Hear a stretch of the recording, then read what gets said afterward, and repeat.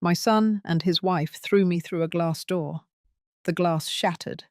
I was bleeding. They called it an accident. I sat in that cold kitchen, alone, thinking maybe I was really worthless now that I had no paycheck. But what they never knew is that I had quietly inherited $21 million. They thought I had nothing left. What will they do when they realize I could buy and sell everything they own in cash?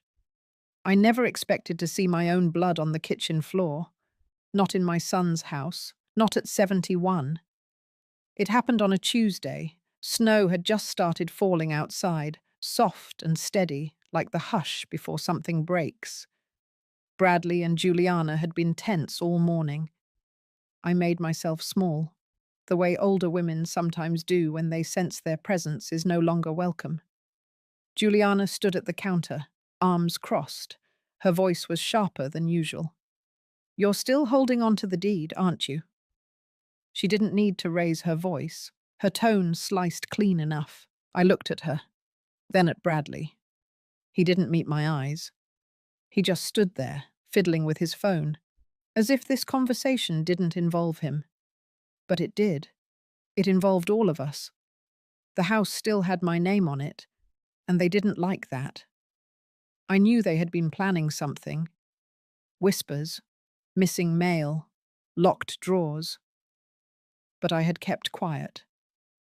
I said calmly that I wasn't ready to sign anything, that maybe we could sit down later and talk it through, maybe after dinner. Juliana didn't wait. She took 2 steps forward and pointed toward the back door. She said I needed fresh air, that I was being emotional, that it was better if I stepped out. Her hand gripped my arm, not hard at first, but firm. Then something shifted. Bradley, still silent, moved beside her. I remember his hand brushing mine, like he meant to help me walk. I remember the tightness in his jaw. The next second, I was falling. My back hit the glass. There was a loud, dry crack. Then everything gave way. I landed outside, half in snow, half in shards. Cold bit into my arms. The smell of blood mixed with the bitter scent of pine and winter. For a moment, I thought I might never get up again. But I did. I always have. From inside, Juliana shouted that it was an accident, that I lost my balance, that they were trying to help. But they didn't open the door. They didn't come to check, not even Bradley. I stood. My hand was bleeding. My coat was torn. Snow soaked through my shoes. And yet all I could feel was a stillness, not shock, not pain, just stillness, like something inside me had snapped back into place. I turned away, walked down the driveway, not a single word. It wasn't the first time they made me feel like I didn't belong, but it was the first time I saw it clearly. They wanted me gone. They had plans for this house. And in their eyes, I was no longer the mother who raised him. I was an obstacle, a signature, a delay. I didn't go to the hospital. I went to the diner on 4th and Maple, sat at the back booth, ordered coffee with extra cream. The waitress didn't flinch when she saw the blood. She just handed me a napkin and said, quietly, "Take your time." And I did. That night, while the snow kept falling, I booked a rental car and checked into a motel. My hands still ached, but my mind was sharper than it had been in years. I knew I had to act carefully, quietly. I wasn't going to scream or beg or play victim. I was going to do what I had always done best. Observe, think, move. They thought I was weak. They thought I was finished. But they forgot who built this life in the first place. They forgot who made sure they never went hungry, who covered their college loans, who co-signed their mortgage. They forgot. But I didn't. If you're still listening, thank you for being here. Some stories don't start with a smile or a celebration. Some start with broken glass and the silence that follows. But silence, when chosen, can be powerful, and mine was just beginning. Would you have walked away or stayed? Tell me, quietly, in your own heart. Because the next part, that's when everything started to change. I stayed at the motel for 3 nights.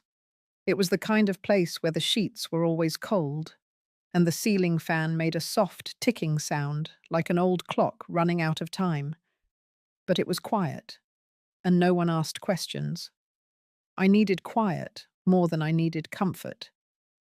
The morning after the glass incident, I got up early. My hand had swollen a little, but I cleaned the wound and wrapped it again. I made myself a list. Just 4 things. Simple, measurable, things I could control.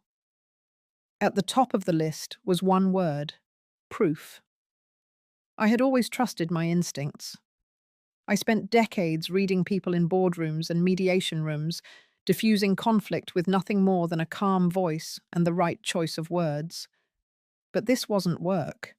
This was my life, my son, my home. The lines had blurred slowly over time, until I couldn't tell if I was living with family or among people waiting for me to leave.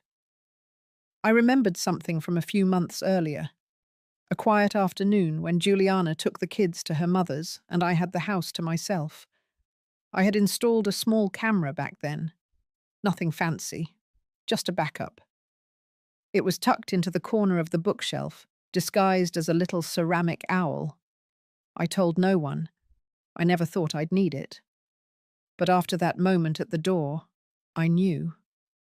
I called the friend who helped me set it up, Maya, an old colleague from the hospital network. She worked in compliance and tech security, sharp as a tack and never asked unnecessary questions. Within hours, she recovered the footage and sent it to my private drive. I watched it once. Only once. Bradley's hands, Juliana's voice, the angle, the sound of my body hitting the glass, the sharpness of the break. Then silence. There was no denying it now. This wasn't just hurt feelings. It wasn't a misunderstanding. It was assault. And they had covered it with silence and false concern. All while eyeing the house I had paid off 27 years ago. I called a lawyer the next day. Her name was Nadine, a woman in her 50s, with a voice that sounded like gravel and steel. She didn't ask for drama. She asked for documentation. I gave her everything. While she began drafting a case for elder abuse and property coercion, I started packing the rest of my plans into motion. I visited the bank, quietly. Withdrew enough to move things quickly, but not loud enough to raise flags. Most of my funds were untouched, still tied in municipal bonds, a private real estate trust, and a separate account linked to a trust fund left by an old client. 21 million in total. It had taken years, but it was mine. I had never spoken about it to Bradley. He assumed my retirement came from a modest pension, that I lived on Social Security and leftovers from his father's account. That assumption kept him comfortable in his entitlement. And Juliana, she never imagined I might be more than what I looked like. Grey hair, soft sweaters, quiet mornings, easy to dismiss. But I had been building something they never bothered to see. I rented a short-term apartment in town under a different name. Just a month-to-month lease with no frills, no noise. I didn't need a view. I needed space to think. The first thing I placed on the counter was a folder. Inside it was the footage, a printed copy of the house deed, my living will, and Nadine's first draft of the complaint. Then I sat down, breathed in, and for the first time in years, I let myself feel everything: the betrayal, the humiliation, the deep ache of being seen as disposable by the very people I gave everything to. But beneath the ache, something else had started to bloom. a quiet resolve, not to punish, not to destroy, but to reclaim. Not just my name on paper, not just my house, but my space, my dignity, my place in the world. And I knew this was only the beginning.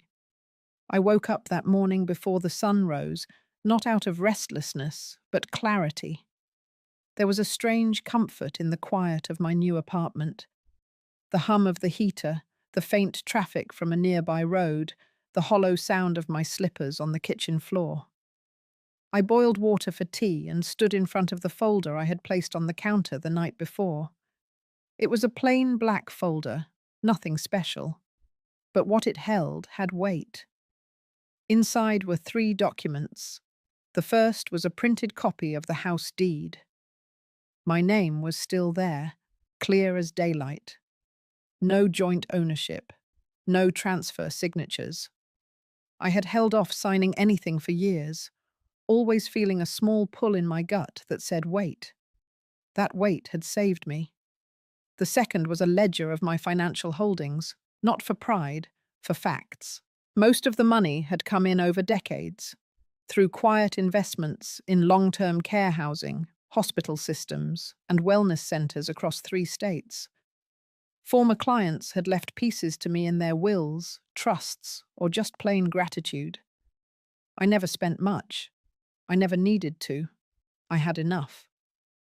The third was the security footage, a still frame printed on the cover page.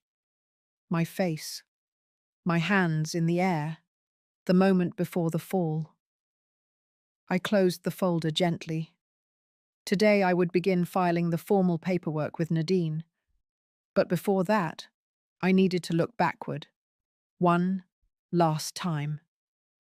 I pulled out an old notebook from my purse, the kind with the green cloth cover, the edges worn soft. I had used it to jot down things over the years. Conversations, dates, notes from when I started feeling like something was off. It wasn't the big moments that built the full picture. It was the little ones. Like the time I noticed the mail being sorted before it reached the kitchen table, or how Bradley insisted on managing the utility bills himself, even though I had always paid them. The questions Juliana asked, casual but calculated, about who would inherit the house, or if I had updated my will. And then there were the papers I never saw again, my social security statements, the envelope from the bank. I remembered one day I asked if my Medicare card had arrived, and Juliana had waved me off, saying she had put it somewhere safe. I never found it. Alone in the kitchen of that quiet apartment, I realized what I had been feeling wasn't paranoia. It was preparation. They weren't waiting for me to die. They were preparing for me to disappear, quietly, without fuss, without questions.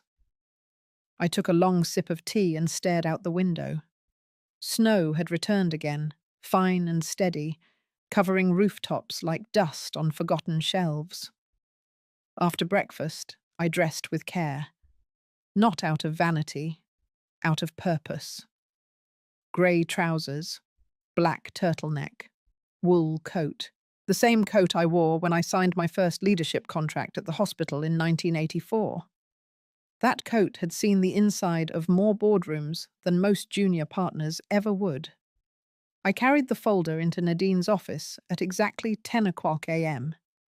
Her assistant, a brisk young woman with short hair and clipped sentences, led me into a room with bookshelves lined in legal binders and framed citations. Nadine sat behind a clean desk. No clutter, no photos. Only a pen and a yellow legal pad. She didn't offer small talk. She didn't need to.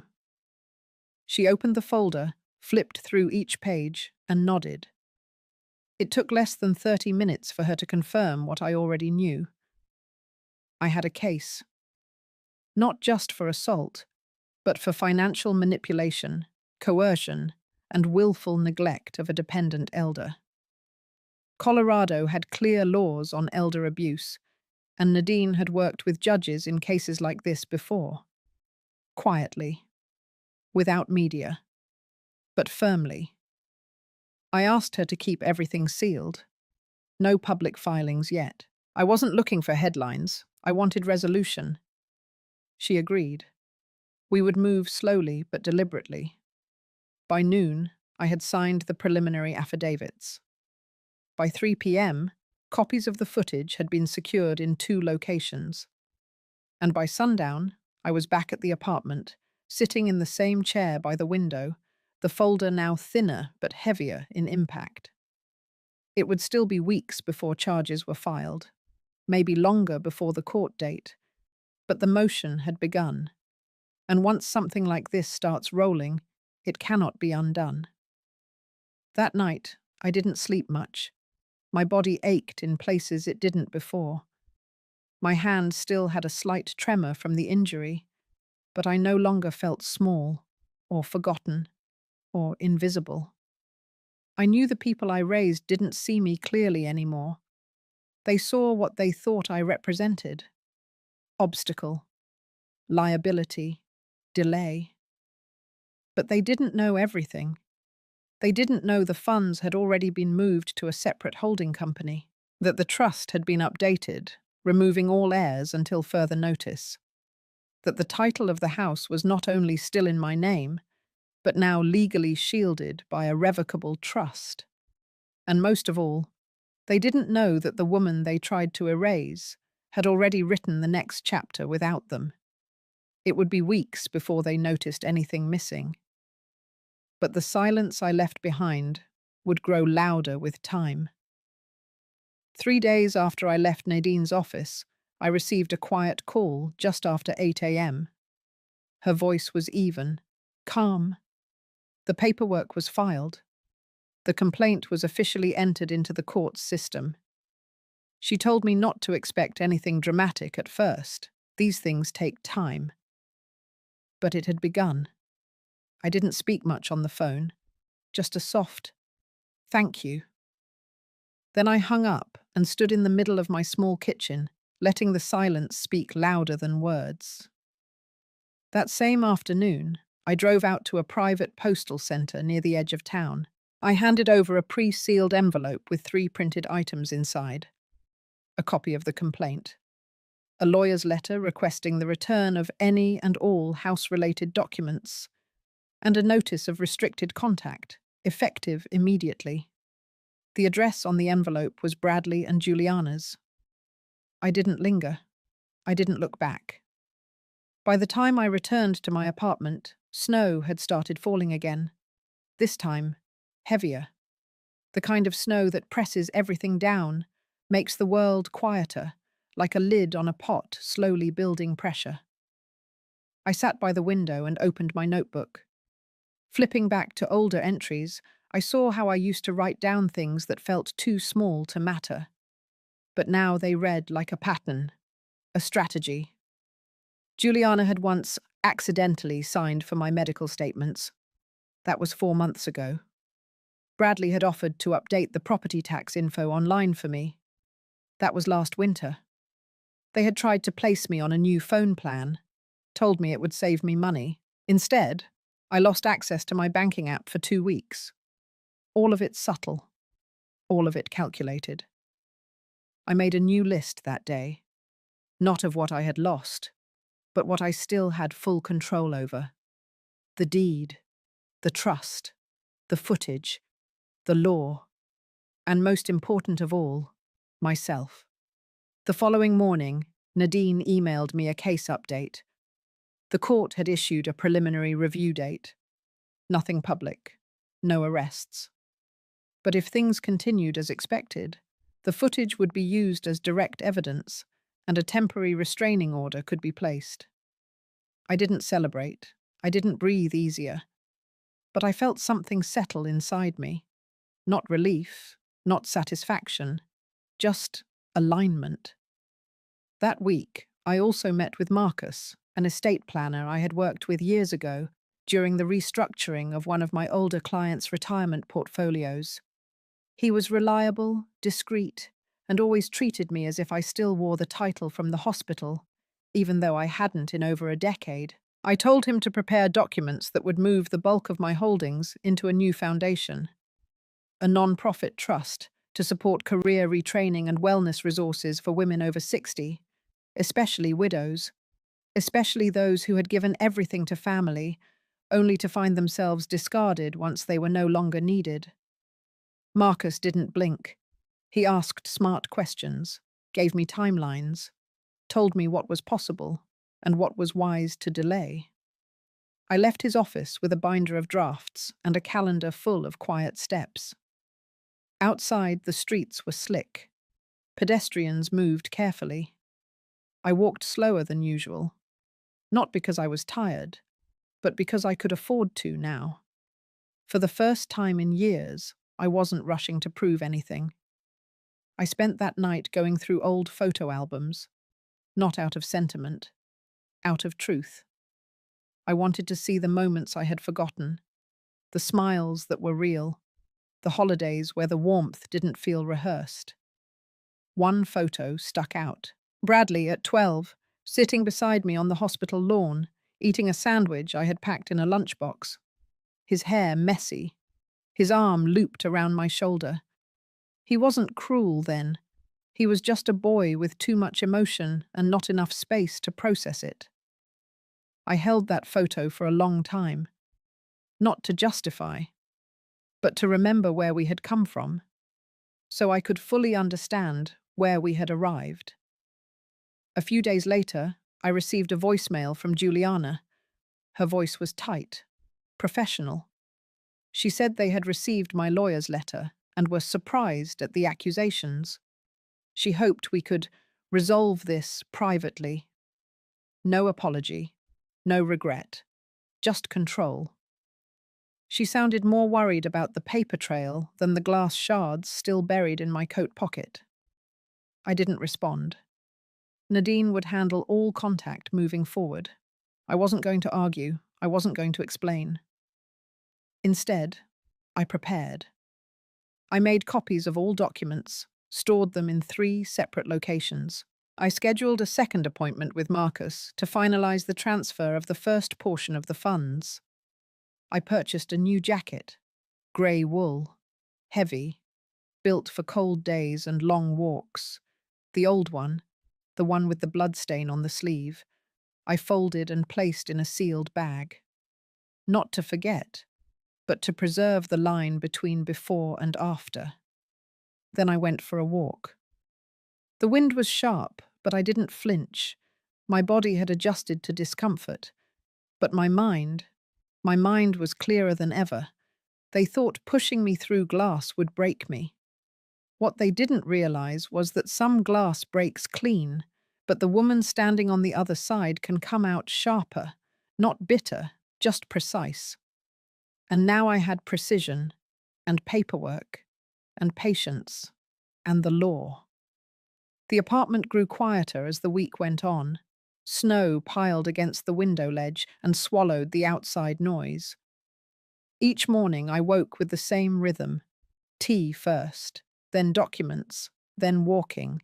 It became a kind of silent ritual, one that helped me stay sharp without slipping into sadness.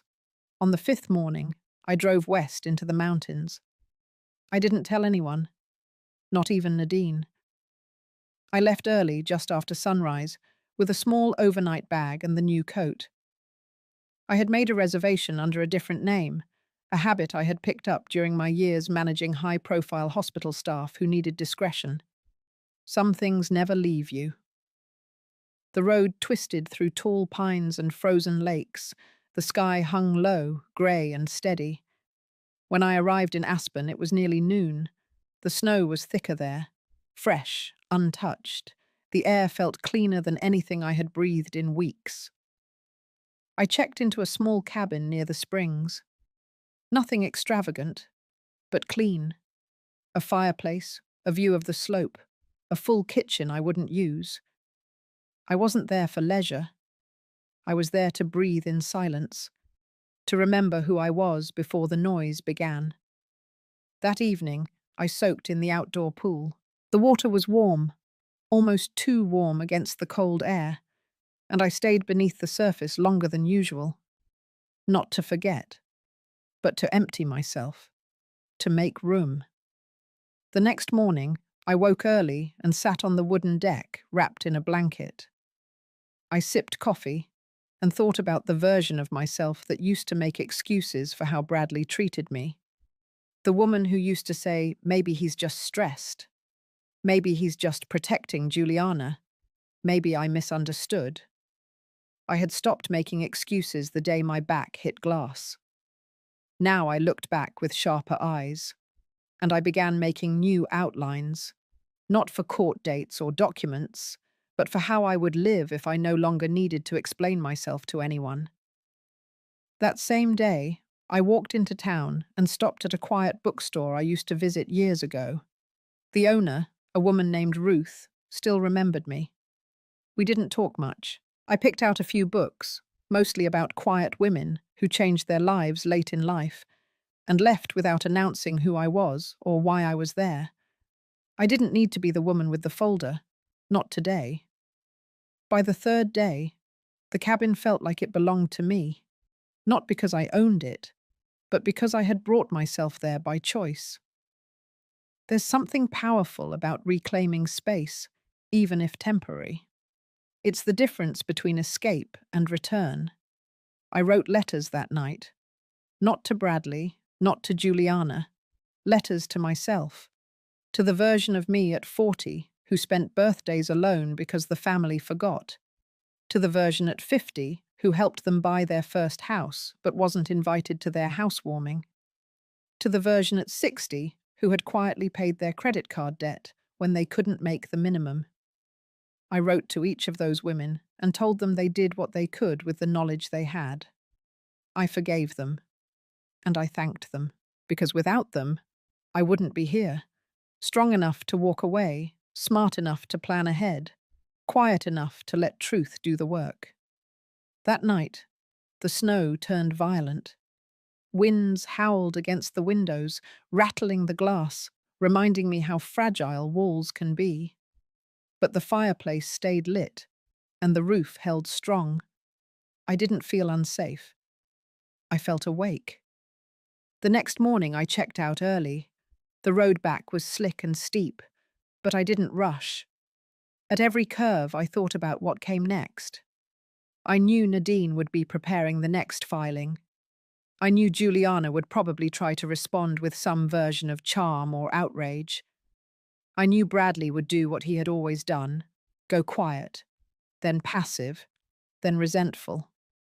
But I wasn't going back into that house. I wasn't going back into that old version of myself either. Instead, I drove straight to the building that held my newly registered foundation. The paperwork was finalized 2 days before. I hadn't told anyone, not even Marcus. It was my private start. I walked up to the receptionist, handed over my ID, and smiled when she looked up and said the name of the foundation. I asked her to say it again, just so I could hear it aloud. The Montrose Initiative, a place for women over 60 to rebuild. Quietly, powerfully, on their own terms. She handed me the welcome packet. I thanked her, walked into the small office that had been reserved for me, and sat down in the chair behind the desk. No ceremony, no applause. But inside, I felt something shift, something real. Bradley once told me I was too sensitive, that I needed to stop taking things so personally. Now, I took things personally on purpose, not out of pain, out of clarity. Because sometimes, after the snow settles, you realize the path wasn't lost. It was just covered for a while. And now, I was walking it on my own. The first time I saw Juliana again, it wasn't in a courtroom or over a phone call. It was at a property showcase. I hadn't planned it that way, but life has a strange rhythm once you stop trying to control its tempo. The firm she worked with was hosting a tour of newly renovated homes on the outskirts of Denver. One of the homes, a minimalist 5-bedroom ranch style with open beams and Scandinavian interiors, had been funded by a private investment group. What Juliana didn't know was that the group had recently come under new management. Quietly, discreetly. That management was me. I had arrived 10 minutes early, wearing dark sunglasses and a long coat. I didn't need to hide, but I also didn't want to be the center of attention. I walked the house like any other guest, listening to Juliana's polished voice as she explained the imported tile, the underfloor heating, the solar panel rebates. She looked the same. Perfect hair, firm voice, that overly gracious tone she always used when she was selling something. I watched her gesture to a couple, both younger than her, about the upgraded kitchen. She smiled in a way that didn't reach her eyes. When she turned and caught sight of me, I saw her expression flicker, just for a second. Then she composed herself. She wasn't sure whether to acknowledge me. I didn't give her the chance. Instead, I walked into the master bedroom and ran my fingers along the windowsill. The air smelled of cedar and lemon oil. Everything was staged.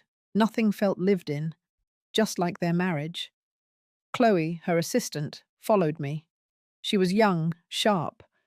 I had seen her once at a family function years ago when she was still new to Juliana's team.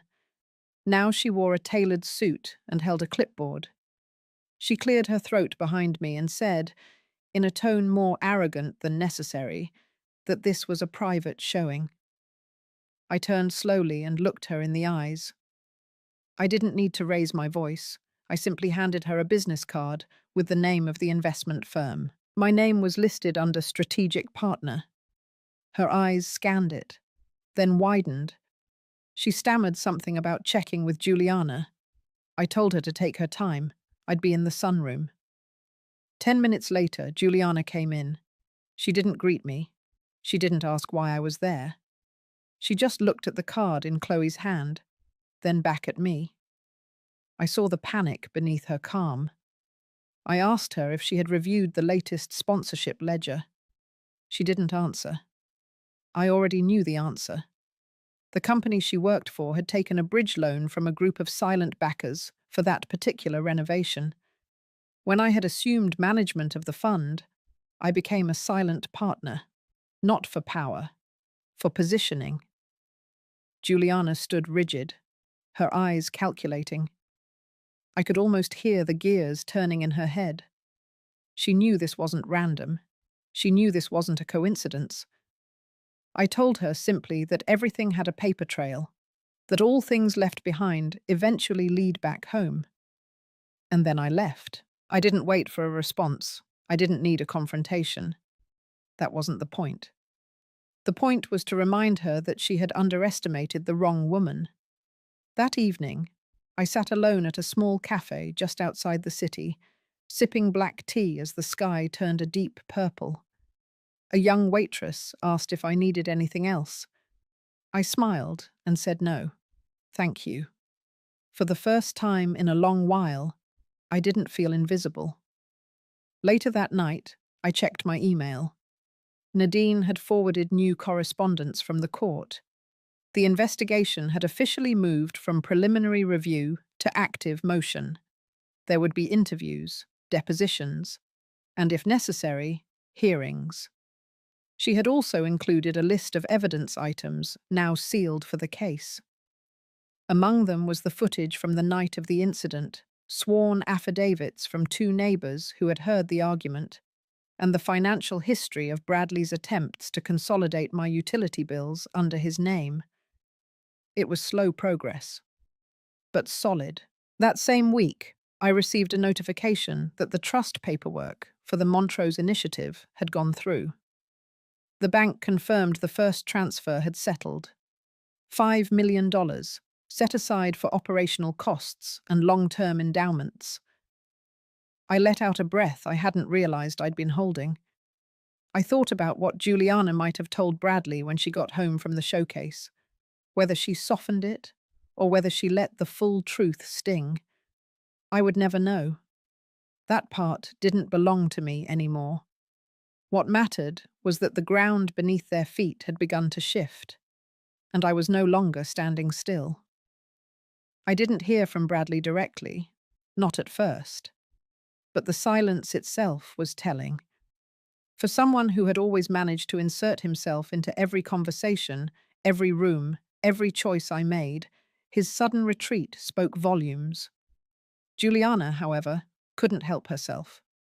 Less than a week after the showcase, I received a forwarded message from Nadine, a carefully worded email from Juliana's legal team, claiming there had been misunderstandings and emotional misjudgments during the family dispute. They suggested a resolution outside of court, one that involved mutual agreements, privacy, and, unsurprisingly, the immediate cessation of all pending motions. They wanted a deal. I didn't respond. Nadine did. Her reply was brief. The process would continue. No further commentary would be entertained outside official channels. The email chain stopped there.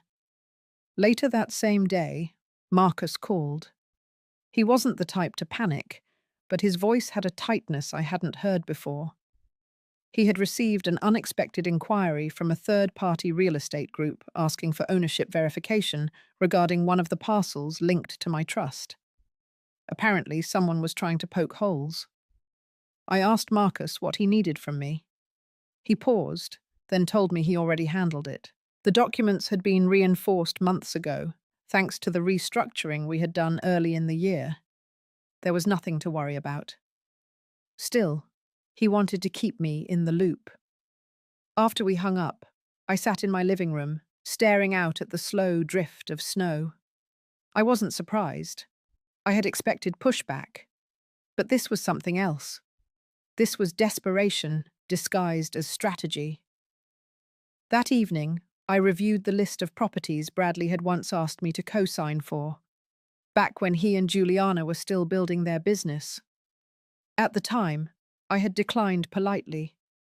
Something about the way he had worded it, like it was my duty as a mother, made me hesitate. I hadn't known why back then. I just knew it felt wrong. Now it felt like instinct had protected me. Quiet, stubborn instinct. The next morning, Nadine sent another update. The preliminary discovery phase was closing. The court had approved the next step. A pre-motion hearing would be scheduled, and with it, the release of evidence to both sides.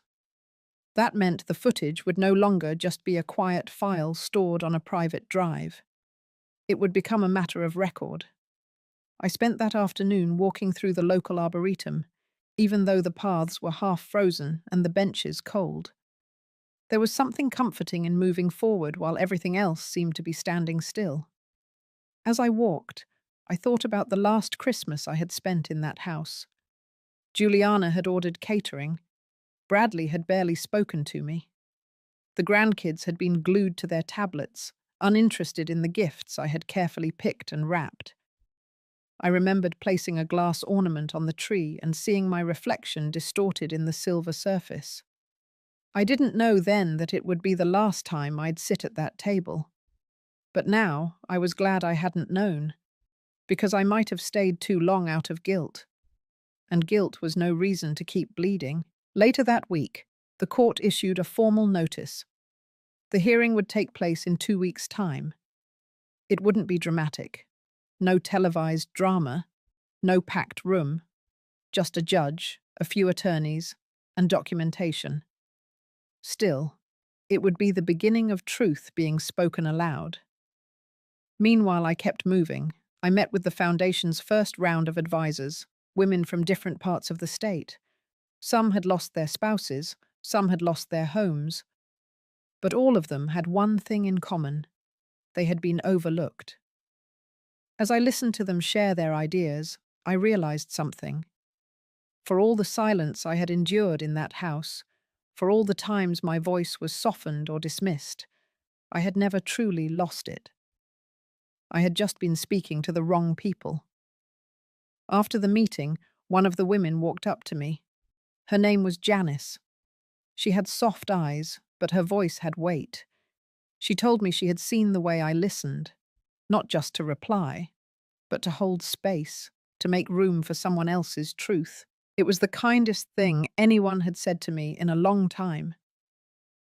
That night, I pulled the folder out again, the one I had kept since the beginning, the one that held my medical files, financial records, copies of the trust, and the external hard drive containing the video. I placed it in a new fireproof safe I had installed in my apartment the week prior, because it was no longer just protection, it was preparation. The house Bradley and Juliana had tried to control was no longer theirs. The bank had frozen the line of credit under review. The mortgage had been flagged. Everything was starting to shake beneath them, and they had no idea how still I had become. Because stillness, I had learned, is not weakness. It is waiting with intention. And I was done waiting. It started with a phone call from Nadine on a quiet Thursday morning. Her tone had changed. It wasn't sharp, but it carried a weight I hadn't heard before. The house, my former house, was officially under investigation. The footage had been reviewed by both the court and a special division that handled elder abuse. They were taking it seriously now. She said there would be an official site visit. Officers would be sent out, not just to collect more evidence, but to walk the ground, to see the place where it happened, to observe the setting in its real, physical context. Juliana had been the first to call the court that morning, apparently frantic, apparently caught off guard. I didn't feel satisfaction, not even relief, just a stillness, like watching the first crack spread through the surface of a frozen pond. I didn't ask for details. Nadine said she would handle everything. What I needed to do now was stay steady. No contact, no sudden movements. The process was working as intended. Later that day, I sat at my small dining table, my fingers resting on the soft edge of the teacup. The snow outside had begun to melt slightly, a rare moment of sun cracking through the weeks of cold. I let it land on my face through the window. Quiet, warm, unbothered. That afternoon, I received a message from an unfamiliar number. Short, no greeting. "Your neighbors are talking. What are you doing to us?" There was no name, but the number was tied to Bradley's phone. He hadn't spoken directly to me in months, not since the night he pushed me, not since my blood soaked into the floorboards of a house he no longer controlled. I didn't respond. I passed the number to Nadine. She flagged it for documentation. That evening, I went walking through the city, not far from the courthouse. I passed by one of the legal offices that had once rejected my claim when I came in without a lawyer, just a bruised wrist and a tremble in my voice. They hadn't even offered a consultation, just a polite nod and the number to a hotline. Now I walked past without bitterness. I had Nadine now. I had a file the size of a hardback novel. I had official attention. At home, I reviewed the timeline again, not because I had forgotten, but because I needed to remember how long it had taken for truth to take shape. The fall, the silence, the hospital, the questions, the apology that never came, the first email to Nadine, the footage transfer, the quiet filing, the first letter, the pushback, the showcase, the moment at the sunroom, the call from Marcus, the trust established, the hearing scheduled, and now the site visit. None of it happened overnight, but together it had built something undeniable. The next morning, I received word that the officers had visited the house. They had spoken with the neighbors. One of them, Mrs. Kendall, who lived 2 doors down, had given a sworn statement. She said she had seen me leave that night with a torn coat and blood on my sleeve. She had been afraid to say anything before, afraid of disrupting the neighborhood, afraid of being dragged into something ugly. But the footage changed that. It wasn't a matter of opinion anymore, it was fact. Nadine told me there was growing talk inside the court about formally charging both Bradley and Juliana, not just with assault, but with endangerment and intentional concealment of evidence. They had waited too long to claim it was an accident. They had done too much to cover it up. That weekend, I visited the office of the foundation again. There was a new sign on the wall now, a soft ivory plaque with the name in raised silver letters, the Montrose Initiative. A young woman greeted me at the door. She was just 23, interning while working toward her nursing degree. She smiled brightly and offered to show me around, not knowing who I was. I told her I preferred to walk alone. She nodded, respectful. I moved through the small space slowly, room by room, looking at the shelves of books, the boxes of supplies ready to be delivered to rural libraries and senior centres, the stack of grant applications for wellness workshops written by women who had lived quietly too long. I lingered in the conference room, ran my hand along the edge of the table, sat down for a moment and looked out the window. A life can look ordinary on paper, but the decisions that shape it often come quietly, unannounced, uncelebrated, like sitting in a courtroom not as the accused, but as the witness, like hearing your son's name spoken aloud in legal tone, like knowing you didn't raise your voice, but you raised the truth. I left the building just as the sun dipped behind the trees. On the drive home, Nadine called again, this time with something new. The county clerk had received a sealed filing from Juliana's attorney, a request for early mediation, voluntary, private, a last attempt to avoid formal charges. It meant only one thing. They knew what was coming, and they were afraid. I pulled the car to the side of the road, rolled the window down, let the air sting my face. I didn't feel victorious. I felt awake, alive, unbroken. The court date wasn't loud. There were no flashing cameras, no packed gallery. Just a small courtroom on the second floor of the county building, its windows facing a row of grey trees that had long since lost their leaves. The hearing room was cold and smelled faintly of old carpet and paperwork. I arrived 10 minutes early, dressed in navy slacks, a dark sweater, and my late husband's watch. Not because it brought me comfort, but because it reminded me of the years I had spent holding everything together for others. Today was not about memory. It was about ownership. Nadine was already seated at the table, her briefcase open, papers arranged in rows like soldiers. Her calm presence steadied the air. She nodded to me without words, then looked back down at her notes. Across the aisle, Bradley sat stiffly beside his attorney. His suit didn't fit well. Maybe it was borrowed. Maybe it no longer belonged to the man he was trying to be. His eyes flickered toward me, then dropped immediately to the table. Juliana entered 3 minutes later. She wore all black and no jewelry, not even her wedding ring. She didn't sit beside Bradley. She took the next row back, alone, arms folded tightly across her chest. The judge arrived, a woman in her 60s with steel grey hair and a voice like dry wood snapping. She didn't look at anyone for too long, just read the file in front of her, called the room to order, and began. It started with the clerk reading the charges. First, misdemeanor elder abuse, then obstruction of reporting, then attempted coercion of property through emotional manipulation. 3 charges, each followed by a long pause as they echoed into the space between us. I didn't look at Bradley. I didn't need to. Then came the evidence presentation. Nadine stood, precise and focused, and presented the footage. A large monitor had been rolled into the room, facing the bench.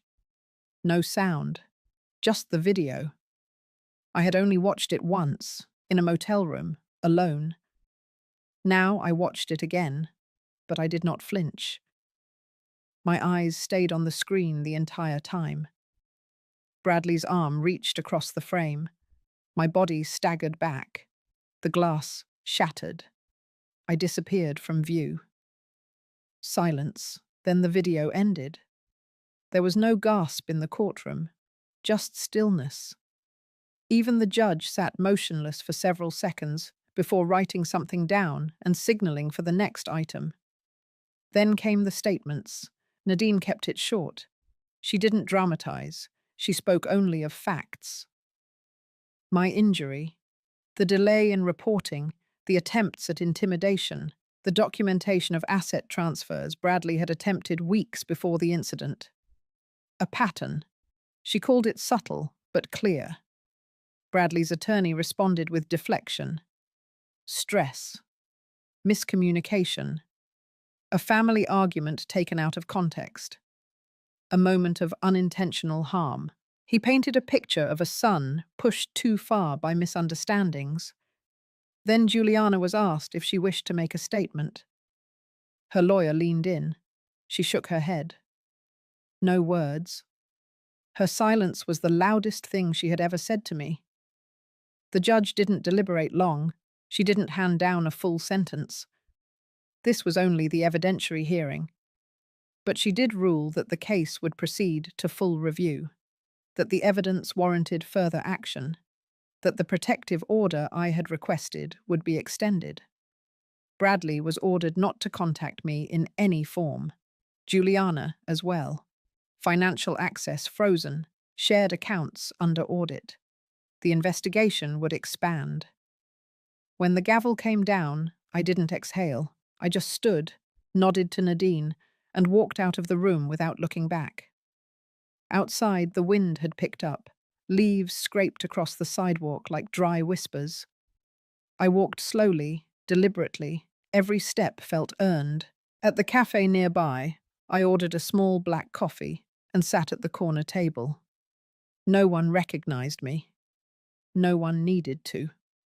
I opened my notebook and drew a line through today's date. Then I turned the page and wrote one sentence. I am not broken.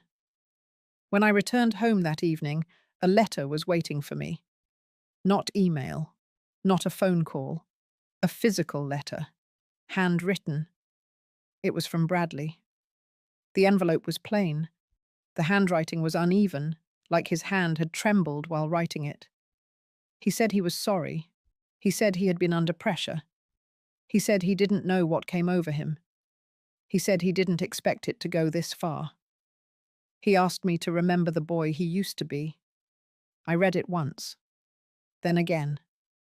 Then I folded it and placed it in a drawer I rarely opened, not out of bitterness, but because forgiveness is a process, not a performance. That night, I sat by the window with the lights off. I didn't cry. I didn't smile. I just sat in the quiet, letting the night hold its weight. The house they tried to take had been restored to my name, the deed corrected, the will updated. My foundation had gained its non-profit status. We had our first official board meeting scheduled in 2 weeks. There were lives I would help change, not out of revenge, but because I could. And that was power, not the kind that shouts, the kind that builds. I sat on the edge of the guest bed in my new apartment, the letter still tucked away in the drawer across the room. I hadn't touched it again since that night, but I'd thought about it, not the words he wrote, but the things he didn't say, the things he didn't seem to understand. All those years, I held my tongue. I let myself shrink in corners.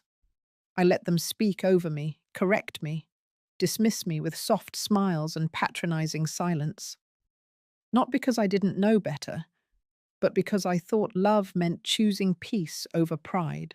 That day in the courtroom, when he couldn't look me in the eye, I finally understood. I had given too much. I had raised a son on fear, not the kind that shouts, but the kind that whispers quietly. Don't push too hard. Don't expect too much. Don't disappoint. And now I was seeing that child reflected back in the man, a man who had learned that guilt could be brushed off, that apologies were enough, that forgiveness was automatic. I stood up and walked to the window. Snow was falling again. The city never truly stopped moving, but there was a calm in the rhythm of it. I breathed slowly. For once, the tightness in my chest was gone. The next morning, I attended a community roundtable hosted by the foundation.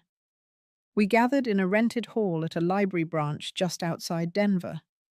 Dozens of women came, some alone, some with daughters, some with notebooks full of dreams they had put off for decades. I watched them speak, nervous at first, then stronger as their voices met nodding heads and understanding eyes. There was something holy about the way they listened to one another. No judgment, just shared ache and quiet recognition. During a break, a woman named Felicia sat beside me. 65, recently divorced. Her son had moved away and barely called. Her eyes were kind but worn. She told me she used to think becoming invisible was just part of aging, that it was normal. Now she wasn't so sure. I told her that I had once mistaken silence for strength, too, that I had thought not asking for anything was a kind of virtue. She laughed softly and said, "Then maybe it's time we rewrite what strength looks like." Later that evening, as I walked to my car, I passed a small bookstore near the corner. There was a sign in the window, "Local authors reading next Saturday." I smiled to myself, then kept walking. It wasn't about being seen. It was about finally seeing myself clearly. At home, I prepared tea and opened a blank notebook. I didn't plan to journal. I just wanted to feel paper again. It reminded me of when I used to write notes for Bradley's school lunches. Little encouragements. "You've got this. I believe in you. You're stronger than you think." And now, I was writing those same words to myself. The next morning, Marcus called. The final audits had come back. Every attempt Bradley and Juliana had made to touch my assets had failed. The fraudulent requests, the disguised inquiries, the manipulative paperwork filed just days before the incident, all documented, all blocked, all traceable. Marcus's voice carried a quiet pride. He also told me something I didn't expect. A law student working under his mentorship had offered to take the case further, not for more punishment, but for precedent. The footage, the documented pattern, the silence I endured. It all painted a picture of systemic elder abuse that often went unseen. She wanted to write about it, raise awareness. I gave my consent. Not because I wanted my story to be told, but because I wanted others like me to know they weren't alone. That same week, Juliana's name was removed from 2 properties she had tried to leverage. The bank had reversed the transfer. She had no legal claim. And Bradley? His accounts remained frozen. The judge had set a review hearing for financial restitution. And yet, I didn't feel triumph. I didn't need it. What I felt instead was a soft clearing, a quiet path opening before me, no longer tangled with confusion or dread. That weekend, I went back to Aspen. I walked the trails I had first found months ago, when I ran from the chaos, unsure of what was next. This time, I walked them not as someone escaping, but as someone returning. On the last stretch, as the sun began to dip low, I stopped near the ridge that overlooked the valley. I closed my eyes. I thought about that night. The glass, the silence, the ache in my chest as I waited for an apology that never came. And I whispered softly, not to him, but to myself. "You didn't deserve that.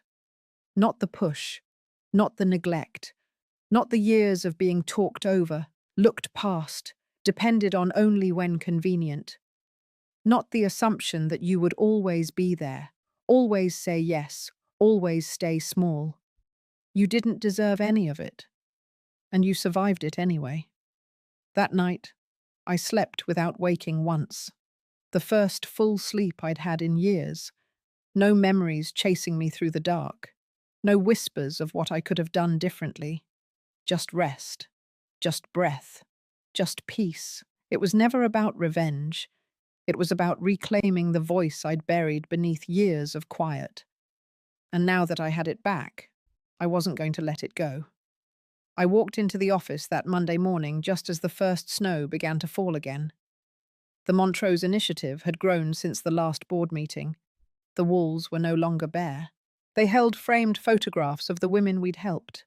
Smiling faces, graduation certificates, business licenses, letters from daughters who watched their mothers rebuild. In the main room, I saw the new coordinator setting up for a workshop. She looked up, offered a nod, then went right back to organizing.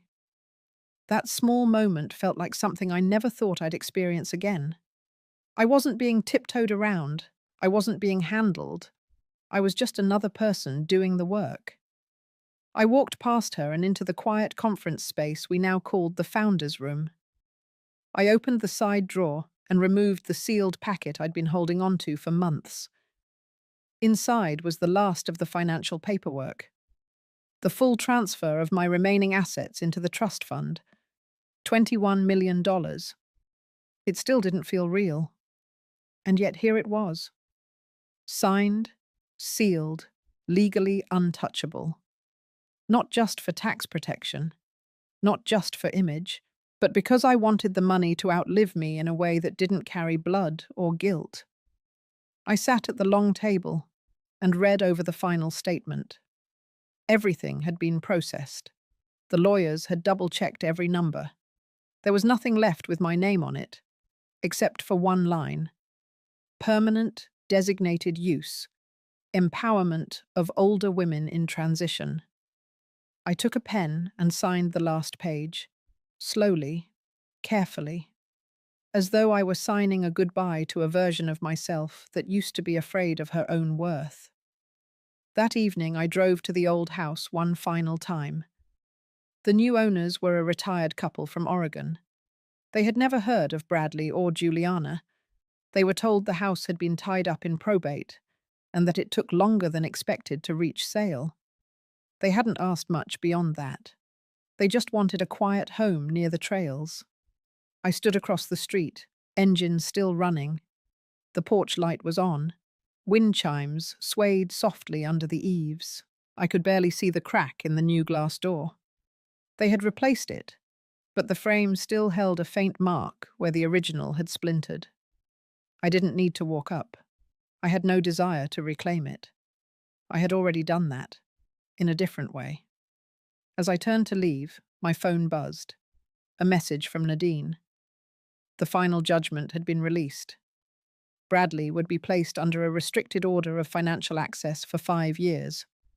He would be required to undergo counseling for abusive behavior toward vulnerable adults. Juliana had agreed to settle, relinquishing her claims on shared property and withdrawing her pending appeal.